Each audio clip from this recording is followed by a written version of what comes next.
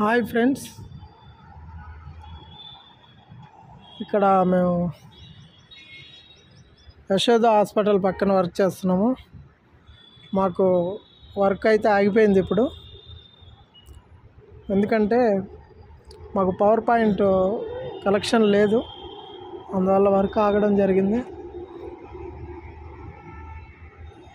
అయితే తీసుకొచ్చిన మా టెక్నీషియన్ రెస్ట్ తీసుకుంటున్నాడు.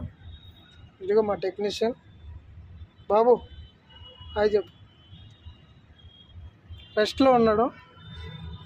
వర్క్ ఇది మొత్తం చేయాలి, ఇక్కడ మొత్తం పైనుంచి కింద వరకు.